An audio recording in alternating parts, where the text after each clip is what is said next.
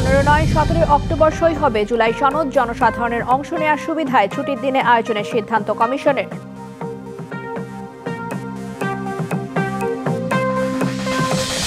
গুমের মতো অপরাধের বিচারের সুযোগ নেই সামরিক আইনে। ট্রাইব্যুনাল আইনটি সংবিধানে সুরক্ষিত, প্রশ্ন তোলা যাবে না, ডিবিসি নিউজকে চিফ প্রসিকিউটর। ট্রাইব্যুনালের অভিযোগপত্রে নাম আসা 15 কর্মকর্তা সেনা হেফাজতে, জানালো সেনা সদর। তাদের মধ্যে 14 জন কর্মরত, একজন এলপিআরে।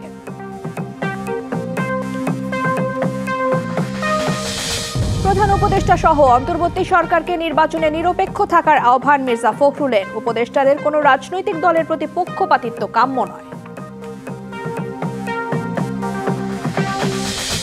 নতুন স্বপ্ন নিয়ে বিধ্বস্ত ভিটায় ফিরছেন গাজাবাসী। অনিশ্চিত ভবিষ্যৎ নিয়ে আছে শঙ্কাও, মুক্তির অপেক্ষায় জিম্মি ও বন্দীরা। 15 অক্টোবরের পরিবর্তে আগামী 17 অক্টোবর সই হবে জুলাই সনদ। শনিবার রাষ্ট্রীয় অতিথি ভবন যমুনায় প্রধান উপদেষ্টা ডক্টর মোহাম্মদ ইউনূসের সভাপতিত্বে জাতীয় ঐকমত্য কমিশনের সভায় এই সিদ্ধান্ত নেওয়া হয়। এর আগে কমিশনের এক বৈঠকে 15 অক্টোবর সনদ সইয়ের তারিখ নির্ধারণ করা হয়েছিল। নতুন সময় 17 অক্টোবর শুক্রবার নির্ধারণের পেছনে কারণ হিসেবে সর্বসাধারণের অংশ নেয়ার বিষয়টিকে গুরুত্ব দেওয়া হয়েছে। কমিশন আশা করছে এই আয়োজনে রাজনৈতিক দল, বিশিষ্টজন এবং সর্বসাধারণের ব্যাপক অংশগ্রহণ থাকবে। সংসদ ভবনের দক্ষিণ প্লাজায় অনুষ্ঠানের নেতৃত্ব দিবেন ঐকমত্য কমিশনের সভাপতি প্রধান উপদেষ্টা ডক্টর মোহাম্মদ ইউনূস।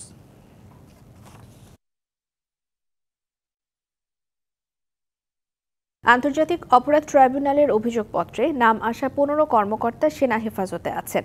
এদের মধ্যে 14 জন কর্মরত আর একজন আছেন এলপিআরে, জানালো সেনা সদর। তাদের বিরুদ্ধে গ্রেফতারি পরোয়ানা জারি করেছে ট্রাইব্যুনাল। দেশের ইতিহাসে চাকুরিরত অবস্থায় এত সেনা কর্মকর্তার বিরুদ্ধে গ্রেফতারি পরোয়ানা এটাই প্রথম।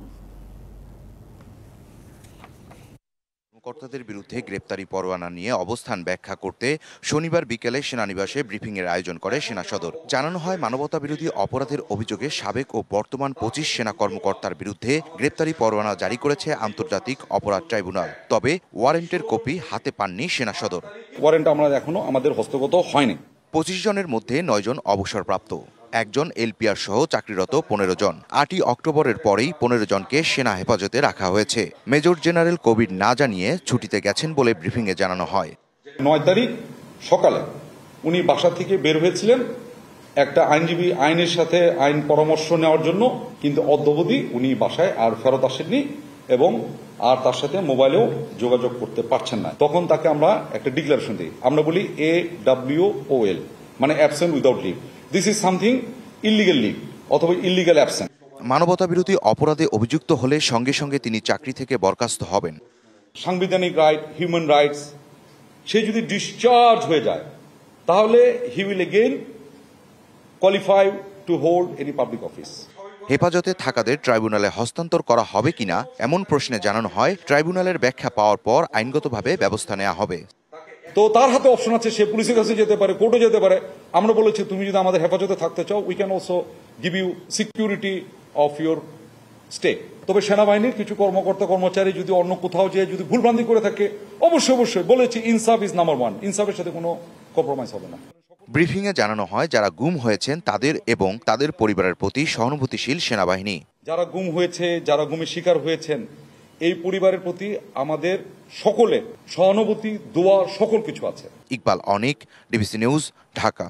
প্রধান উপদেষ্টা সহ অন্তর্বর্তী সরকারকে নির্বাচনে নিরপেক্ষ থাকার আহ্বান জানিয়েছেন বিএনপি মহাসচিব মির্জা ফখরুল ইসলাম আলমগীর। তিনি বলেন, উপদেষ্টাদের কোনো রাজনৈতিক দলের প্রতি পক্ষপাতিত্ব কাম্য নয়। কেউ ফেব্রুয়ারির নির্বাচন ব্যাহত করার চেষ্টা করছে বলেও অভিযোগ করেন মির্জা ফখরুল। সাবেক মন্ত্রী, বিএনপি নেতা আসম হান্নান শাহর নবম মৃত্যুবার্ষিকী উপলক্ষে গাজীপুরের কাপাসিয়ায় এই স্মরণ সভা। এতে অংশ নেন দলের কেন্দ্রীয় নেতৃবৃন্দ, গাজীপুর জেলা ও মহানগরের বিভিন্ন ইউনিটের নেতাকর্মী সহ স্থানীয়রা। এ সময় হান্নান শাহর স্মৃতিচারণের পাশাপাশি শোককে শক্তিতে রূপান্তরিত করে নতুন বাংলাদেশ বিনির্মাণে এগিয়ে যাওয়ার কথা জানান তারা। কোন ধর্ম ব্যবসায়ী, কোন ধর্মের নামে যারা মুনাফিকি করে বেড়াচ্ছে, তারা যেন এই কাপাসিয়ায় স্থান না পায়। কোরআনের আয়াতকে পলিটিক্যাল কারণে, রাজনৈতিক কারণে, সামাজিক কারণে নিজের মতো ব্যাখ্যা করে বিক্রি করার মধ্যে কোন সহি আকীদার নিহিত নয়। স্মরণসভায় বিএনপি মহাসচিব মির্জা ফখরুল ইসলাম আলমগীর অভিযোগ করেন, চারিদিক থেকে নানাভাবে চেষ্টা চলছে বিএনপিকে ঘায়েল করার। কেউ ওই মিথ্যা প্রচারণায় বিভ্রান্ত হবেন না। চতুর্দিক থেকে চেষ্টা হচ্ছে যে বিএনপিকে কায়েদ করার জন্য, ঘায়েল করার জন্য, তাই না? দেশের এই গুরুত্বপূর্ণ সময়ে অন্তর্বর্তী সরকারকে নিরপেক্ষ থাকার আহ্বানও জানান মির্জা ফখরুল। এই অন্তর্বর্তী সরকারকে যে আপনি শতভাগ নিরপেক্ষ থাকবেন। আপনার উপদেষ্টা মণ্ডলীর সদস্যদের মধ্যে কেউ কেউ কোন দলের জন্য পক্ষপাতিত্ব করছেন বলে বিভিন্ন জায়গায় অভিযোগ আসছে। আমরা এটা শুনতে চাই না, বাংলাদেশের মানুষ এটা শুনতে চায়। বাংলাদেশের মানুষ সম্পূর্ণ নিরপেক্ষতা চায় এবং নিরপেক্ষ নির্বাচন চায়। বিএনপি তৃণমূলের নেতাকর্মী ও সাধারণ মানুষের প্রত্যাশা, সব জল্পনা কল্পনা উপেক্ষা করে ফেব্রুয়ারিতে অনুষ্ঠিত হবে ত্রয়োদশ জাতীয় সংসদ নির্বাচন। আর বিএনপির হাত ধরেই পুনঃপ্রতিষ্ঠিত হবে দেশের গণতন্ত্র, দূর হবে বৈষম্য। সাব্বির রোজ, ডিবিসি নিউজ, কাপাসিয়া, গাজীপুর। সব গণতান্ত্রিক রাজনৈতিক দলের প্রতি আস্থা রাখতে চায় বিএনপি, তবে নতুন নতুন দাবি তুলে নির্বাচনকে ব্যাহত বা বিলম্বিত না করার আহ্বান জানান দলটির নেতারা। তারা বলেন, পরবর্তী সরকারই অন্তর্বর্তী সরকারের উপদেষ্টাদের সেফ এক্সিটের ব্যবস্থা করে দেবে। এদিকে গুম নিয়ে সংস্কৃতি মন্ত্রণালয়ের এক ডকুমেন্টারির কাজে সিলেটের সীমান্ত পরিদর্শন করেছেন বিএনপি স্থায়ী কমিটির সদস্য সালাউদ্দিন আহমেদ। প্রধান উপদেষ্টার কার্যালয় থেকে গুম খুন নিয়ে ডকুমেন্টারি করার উদ্যোগ নেওয়া হয়েছে। তাতে অংশ নিতে সিলেট সফর করছেন বিএনপির সিনিয়র নেতা সালাউদ্দিন আহমেদ। 2015 সালে তাকে যে পথ দিয়ে গুম করে ভারতের শিলংয়ে নেওয়া হয়েছিল, তিনি সেই স্থানও পরিদর্শন করেন। সংবাদকর্মীদের বর্ণনা করেন সেই ভয়াবহ ঘটনা। আমাদেরকে যাদেরকে গুম করা হয়েছিল এবং আমি সহ অনেকেই বর্ডার ক্রস করে অন্য দেশে পাচার করা হয়েছিল, সেই বিষয়ে একটা ডকুমেন্টারি ফিল্ম নির্মিত হচ্ছে সাংস্কৃতিক মন্ত্রণালয়ের অধীনে। সেটার শুটিং এর জন্য এসেছিলাম আমি তামাবিল ডাউকি বর্ডারের ওখানে গিয়েছিলাম। এদিকে রাজধানীতে এক আলোচনা সভায় পিআর পদ্ধতি এবং ভোট নিয়ে কথা বলেন বিএনপির দুই সিনিয়র নেতা। বর্তমান সংবিধানের ভিত্তিতে সরকার চলে, অন্তর্বর্তী সরকার চলে, তাহলে আমাদের গণতান্ত্রিক অর্ডারকে যদি ফিরিয়ে আনতে হয় এবং পরবর্তীতে পরিবর্তন করতে হয়, প্রথম দায়িত্ব হচ্ছে আমাদের বর্তমান সংবিধানের আওতায় নির্বাচন করে গণতান্ত্রিক অর্ডারে আমরা আগে আসতে হবে। আগে সবাই যদি একমত হয়ে যাবো তাহলে বাকশাল কি দোষ করেছে? বাকশালে তো সবাই একমত হওয়ার কথাই বলতে। কাজে মানুষের তো মতবিরোধ থাকবে এবং গণতন্ত্র কিন্তু সেটাই বলে যে majority, rule of majority. Gazipur মহানগর বিএনপি ঐতিহাসিক রাজবাড়ী মাঠে সদস্য সংগ্রহ ফর্ম বিতরণ অনুষ্ঠান। এতে যোগ দিয়ে কোনো চিহ্নিত সন্ত্রাসী ও চাঁদাবাজ বিএনপির সদস্য হতে পারবে না বলে মন্তব্য করেন বিএনপির সিনিয়র যুগ্ম মহাসচিব অ্যাডভোকেট রুহুল কবির রিজভী। যারা সমাজ বিরোধী, যারা নানা ধরনের অপকর্মে যুক্ত, যারা জনগণের কাছে ভীতির সঞ্চার করে, এরা বিএনপির সদস্য হতে পারবে না। কোন দুর্নীতিবাজ বিএনপির সদস্য হতে পারবে না। পরবর্তী সরকারই অন্তর্বর্তী সরকারের উপদেষ্টাদের সেফ এক্সিটের ব্যবস্থা করে দেবেন বলে মন্তব্য করেছেন বিএনপির আরেক নেতা শামসুজ্জামান দুদু। ময়মনসিংহ মহানগর তাঁতি দলের সাথে সাবেক রাষ্ট্রপতি শহীদ জিয়াউর রহমানের কবর জিয়ারত শেষে সাংবাদিকদের এ কথা বলেন তিনি। যারা এই সরকারে আছে, পরবর্তী সরকার স্বাভাবিক নিয়মে তাদের সেফ এক্সিটের বিষয়টি ভাববে। সুতানা স্বর্ণা, ডিবিসি নিউজ, ঢাকা। কয়েকজন উপদেষ্টা এবং প্রশাসনের কেউ কেউ গোপনে বৈঠক করে একটি দলকে ক্ষমতায় আনার চেষ্টা করছেন, এমন অভিযোগ করেছেন জামায়াতে ইসলামীর সেক্রেটারি জেনারেল মিয়া গোলাম পরওয়ার। সকালে খুলনার পাইকগাছায় ছাত্র যুব সমাবেশে এই কথা বলেছেন তিনি। ইসলামী দলগুলোর সঙ্গে প্রার্থী নির্ধারণের মধ্য দিয়ে ঐক্যবদ্ধ নির্বাচনের প্রস্তুতি চলছে বলেও জানিয়েছেন তিনি। বলেন, আগামী নির্বাচনে কোনো চাঁদাবাজ, দখল এবং দুর্নীতিবাজকে নির্বাচিত হতে দেয়া হবে না। জুলাইয়ের গণ অভ্যুত্থানের নতুন বাংলাদেশ তৈরি এবং ইসলামী রাষ্ট্র প্রতিষ্ঠায় সবাইকে ঐক্যবদ্ধভাবে কাজ করার আহ্বান জানান গোলাম পরওয়ার। পিআর সহ 7 দফা দাবিতে কাল সব জেলা প্রশাসক কার্যালয়ে স্মারকলিপি দেওয়ার কথাও জানিয়েছেন তিনি। নির্বাচন যত আসন্ন হচ্ছে, প্রশাসন এবং সরকারের অভ্যন্তরে কিছু উপদেষ্টাদের মধ্যে কেন যেন একটু অস্থিরতা দেখা যাচ্ছে। থানার ওসি সাহেব, ইউনো সাহেব, ডিসি সাহেব, সচিবালয়, বিভিন্ন জায়গায় যারা আমরা রাষ্ট্রযন্ত্রের গুরুত্বপূর্ণ জায়গায় বসে আছেন, কখনো কখনো একটা বিশেষ দলের চাপে যেন তারা নথি স্বীকার করছেন। ধাওয়া পাল্টা ধাওয়া ককটেল বিস্ফোরণে রাজধানীতে জাতীয় পার্টির কর্মী সমাবেশ পণ্ড হওয়ার পর পরিস্থিতি এখন থমথমে। জাপা মহাসচিব শামীম হাওদার পাটোয়ারি অভিযোগ করেছেন, উপর মহলের নির্দেশে তার দলের উপর বারবার হামলা করা হচ্ছে, আর পুলিশ বলছে সমাবেশের অনুমতি ছিল না। নানা বিষয় নিয়ে কর্মী সমাবেশের আয়োজন করে জাতীয় পার্টি। সকাল থেকে রাজধানীর বিজয়নগরের কার্যালয়ের সামনে খণ্ড খণ্ড মিছিল নিয়ে বিভিন্ন জায়গা থেকে এসে যোগ দেন নেতাকর্মীরা। কার্যালয়ের সামনে ট্রাকে অস্থায়ী মঞ্চ বানিয়ে শুরু হয় সমাবেশ। মঞ্চে উপস্থিত চেয়ারম্যান সহ সিনিয়র নেতারা। সমাবেশ চলার সময় দফায় দফায় ককটেল বিস্ফোরণ ঘটে। এ সময় জাতীয় পার্টি চেয়ারম্যান GM কাদেরকে সমাবেশ স্থল থেকে সরিয়ে নেওয়া হয়। পরিস্থিতি নিয়ন্ত্রণে টিয়ার শেল ও সাউন্ড গ্রেনেড নিক্ষেপ করে পুলিশ। ব্যবহার করা হয় জল কামান। চলে নেতাকর্মীদের সাথে পুলিশের ধাওয়া পাল্টা ধাওয়া। নেতাকর্মীদের অভিযোগ, শান্তিপূর্ণ সমাবেশে হামলা চালায় পুলিশ। এতে আহত হয়েছেন অন্তত 20 জন। বিভিন্ন পর্যায়ে নেতারা বক্তব্য রাখতেছে। এই মুহূর্তে এই জলকামান আইসা মনে করেন আমাদের নেতাকর্মীদের উপর মনে করেন যে জলকামান ছিড়িতেছে। আরো অনেকজন আহত হয়েছে, এটা পুলিশকে জবাব দিতে করতে হবে এবং সরকারকে করতে হবে। কেন ছাত্র জনতার এই কিছু টাকার বিনিময়ে কিছু উপদেষ্টার কারণেই আজকে পুলিশ বাহিনী এই সাহস দেখাইছে। জাতীয় পার্টির সুনাম ক্ষুণ্ণ করতে উপর মহলের নির্দেশে বারবার নেতাকর্মীদের ওপর হামলা করা হচ্ছে বলে অভিযোগ মহাসচিবের। রাজনৈতিক দল তার শান্তিপূর্ণ প্রোগ্রাম তার অফিসের সামনে করতে যাবে এবং পুলিশ সেখানে বাধা দিবে, এটা নব্য ফ্যাসিবাদের একটি আবির্ভাব হচ্ছে। এবং আমার ধারণা উপরের মহলে তারা এটা করেছে, যে উপরের মহলে আগেও পুলিশ অন্যায় করত, সেই উপরের মহলের আদেশে এখনো পুলিশ অন্যায় করছে। আর পুলিশ বলছে এই সমাবেশের কোনো অনুমোদন ছিল না। আমরা বেশ কয়েকবার কিন্তু আমরা বলছি, ওয়ার্নিং দেওয়া হয়েছে বেশ কয়েকবার। আমাদের অন্য অফিসার আরো 2-3 জন অফিসার ছিল, তারা নিজেরাও গেছে, ওসি নিজে যা কথা বলছে। তো এরপরেও যখন না হয়েছিল তখন আমরা জাস্ট খালি ডিসপার্স করার জন্য যারা রাস্তাটা ছেড়ে দেয়, এইটার জন্য আমাদের যতটুকু দেওয়া হয়েছে এইটুকু আমরা। এর আগে গত 6 সেপ্টেম্বর ও 30 আগস্ট কাকরাইলে জাতীয় পার্টির কেন্দ্রীয় কার্যালয়ের সামনে 2 দফা হামলা ও ভাঙচুরের ঘটনা ঘটে। Sultana Swarna, DBC news, Dhaka. স্বৈরাচারী ব্যবস্থা বিলোপে জুলাই সনদ গুরুত্বপূর্ণ মাইলফলক হবে বলে মন্তব্য করেছেন জাতীয় ঐকমত্য কমিশনের সদস্য ডক্টর বদিউল আলম মজুমদার। এর জন্য প্রয়োজন কাঠামোগত এবং প্রাতিষ্ঠানিক সংস্কার। নির্বাচনের সময় সাংবাদিকদের তথ্য সংগ্রহের ক্ষেত্রে ইসির অনুমোদনের পর প্রিজাইডিং কর্মকর্তার আলাদা করে অনুমতি নেওয়ার প্রয়োজন নেই বলে মনে করেন উপদেষ্টা এম শাখাওয়াত হোসেন। অন্তর্বর্তী সরকার গঠনের পর গেল বছরের অক্টোবরের প্রথম সপ্তাহে 6টি সংস্কার কমিশন গঠন করে সরকার। 2 পর্বের আলোচনার ভিত্তিতে ভিন্নমত সহ 84টি প্রস্তাব নিয়ে জুলাই সনদের খসড়া চূড়ান্ত করে ঐকমত্য কমিশন। যদিও সংস্কার প্রস্তাব বাস্তবায়ন পদ্ধতি নিয়ে রয়ে গেছে অনৈক্য।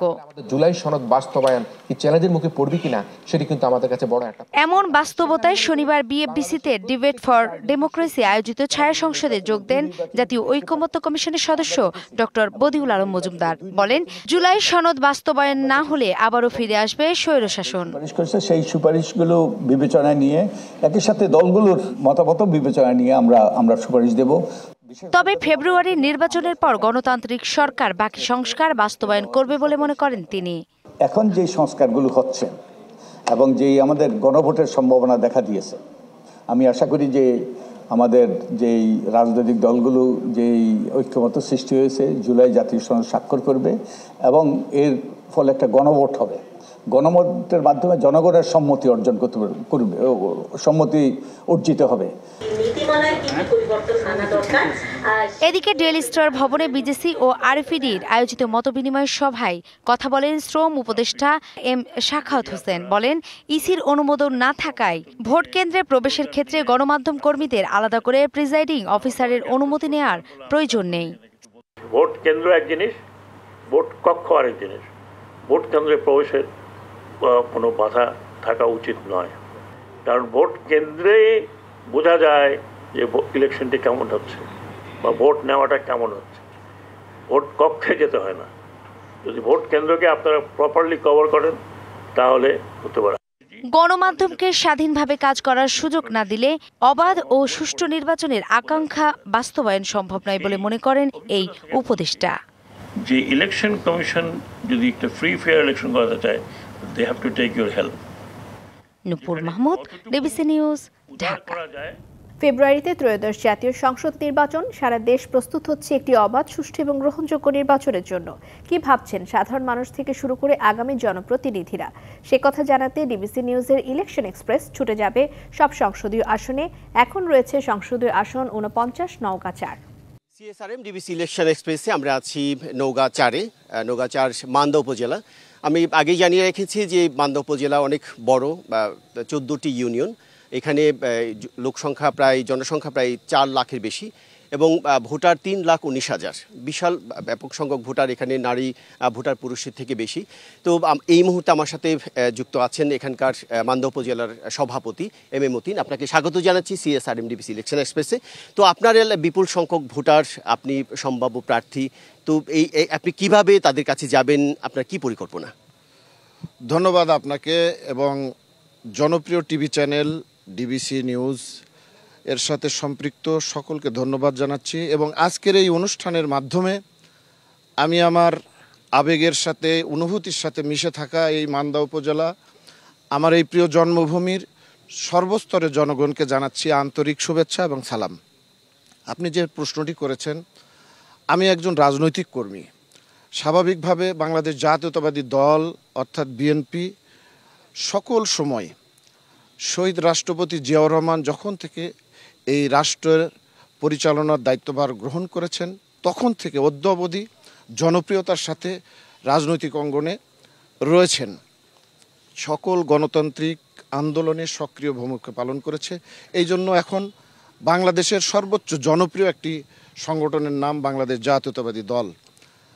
আপনি জানেন, বাংলাদেশ জাতীয়তাবাদী দল সকল সময়ে বাংলাদেশের মানুষের কল্যাণে, সমাজের কল্যাণে, সর্বোপরি রাষ্ট্রের কল্যাণে কাজ করে থাকেন।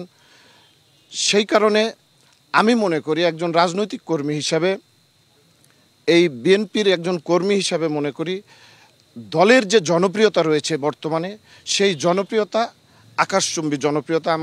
আমার নেতা, প্রিয় নেতা দেশনায়ক তারেক রহমান যে রাষ্ট্র কাঠামোটি দিয়েছে আগামী দিনের রাষ্ট্র পরিচালনার ক্ষেত্রে, সেটি সহায়ক ভূমিকা পালন করবে জনগণের কাছে যাবার ক্ষেত্রে। আর পাশাপাশি দলের জনপ্রিয়তার পাশাপাশি জনগণ যেটি প্রত্যাশা করে একজন প্রার্থীর কাছে বা একজন নেতার কাছে, সেটি হলো তার সততা এবং তার কর্মকাণ্ড এবং তার উন্নয়নমূলক কর্মকাণ্ডের আগ্রহ এবং আচার আচরণ। আমি মনে করি আমি আমার বিগত দিনের কর্মকাণ্ড এবং আমার রাজনৈতিক নেতৃত্বের মধ্য দিয়ে একজন রাজনৈতিক কর্মী হিসাবে আমি সেই জায়গায় সকল পরীক্ষায় উত্তীর্ণ হবার আমি চেষ্টা করেছি এবং আমরা সেটি জেনেছি আপনি সর্বোচ্চ ভোট পেয়ে সভাপতি নির্বাচিত হয়েছেন। আপনার ছাত্র নেতৃত্ব থেকে উঠে আসার আপনি একজন রাজনৈতিক ব্যক্তিত্ব। সেই এখন তরুণ প্রজন্ম আছে, ভোটের মধ্যে নির্বাচনে ব্যাপক প্রভাব পড়বে, তো সেটি আপনি কিভাবে দেখছেন? তাদেরকে কিভাবে আপনি নিয়ে আসবেন? ধন্যবাদ আপনাকে। যে আপনি জানেন যে 24-এর গণঅভ্যুত্থানে আমাদের বাংলাদেশের অধিকাংশ তরুণ সমাজ কিন্তু এই আন্দোলনে অংশগ্রহণ করেছিলেন। তাদের একটি চেতনা ছিল, সেই চেতনাটা কি বৈষম্য দূর করা। এই সমাজে যে বৈষম্য বা অসঙ্গতি রয়েছে সেটি দূর করবার জন্য তাদের এই আন্দোলন ছিল। স্বাভাবিকভাবে তাদের এই সেন্টিমেন্টকে ধারণ করতে হবে এবং আমার এই উপজেলাতে বিগত 18 সাল থেকে এ পর্যন্ত প্রায় 30,000 তরুণ ভোটার এখানে সম্পৃক্ত হয়েছে বা তাদের ভোটার তালিকায় তারা রয়েছে। তারা কিন্তু মন খুলে স্বাধীনভাবে এই 15টি বছর কিন্তু তারা ভোট দিতে পারে নাই। আমি মনে করি তাদের এই ভোট দিবার স্বাধীনতা যদি আগামী দিনে আসে এবং আমি যদি তাদের এই চেতনাকে এবং তাদের কর্মসংস্থান করে দেবার ক্ষেত্রে বা তাদের ভিশন বা স্বপ্ন পূরণের জন্য যদি আমি অঙ্গীকারবদ্ধ হই কিংবা তাদের কাছে কোনো ভিশন আমি উত্থাপন করতে পারি, তাহলে নিশ্চয়ই আমি আমার তরুণ সমাজকে আমার সাথে সম্পৃক্ত করতে পারবো বলে আমি আশা করছি। মাঠে আওয়ামী লীগ নেই, আপনাদের একটা রাজনৈতিক প্রতিদ্বন্দ্বী আছে, তো আপনাদের সেই যে নির্বাচন ঘনিয়ে আসছে, আপনার আলাদা কোনো স্ট্র্যাটেজি আছে কিনা যেভাবে ভোটারদেরকে কাছে টানার এবং নির্বাচিত হওয়ার? নিশ্চয়ই। আমি একজন রাজনৈতিক কর্মী হিসাবে এতটুকু বলবো যে আমার 40 বছরের অভিজ্ঞতা। আমি ছাত্র রাজনীতির মধ্য দিয়ে আমার রাজনীতি শুরু। সেখান থেকে বাংলাদেশের সর্বোচ্চ শিক্ষা প্রতিষ্ঠান ঢাকা বিশ্ববিদ্যালয়ে নেতৃত্ব দিয়েছি এবং গণতান্ত্রিক আন্দোলনে সক্রিয় ভূমিকা ছিল, এবং পাশাপাশি দলের যে কর্মকাণ্ড, বিভিন্ন জায়গায় যে ইলেকশন ক্যাম্পেইন হয়েছে আমাদের বিভিন্ন সময়, সেখানে কিন্তু দল আমাকে নির্দেশনা দিয়ে চিটাগাং, গাজীপুর, আমাদের রাজশাহী, বিভিন্ন জায়গায় কিন্তু আমরা ইলেকশন করতে গিয়েছি। ধন্যবাদ আমাদের সাথে সংযুক্ত হওয়ার জন্য। এতক্ষণ আপনারা শুনছিলেন এখানকার যে সভাপতি, তিনি আগামীতে নির্বাচনে অংশ নেবেন এবং তিনি কিভাবে কাজ করবেন, কিভাবে তরুণ নেতৃত্বকে তিনি কাছে টানবেন, সেই তথ্যটি আপনি জেনেছেন। আমরা আগামীকাল থাকবো নওগাঁ 5 এবং 6 আসনে DBC CSRM DBC election express. ততক্ষণ আমাদের সাথেই থাকুন। ডিবিসি সংবাদ এই ছিল এখনকার মতো। ডিবিসি নিউজের সংবাদগুলো পড়তে ভিজিট করুন dbcnews.tv আর ভিজিট করুন ডিবিসি নিউজের ফেসবুক পেজ এবং ইউটিউব চ্যানেল। ডিবিসির সঙ্গেই থাকুন।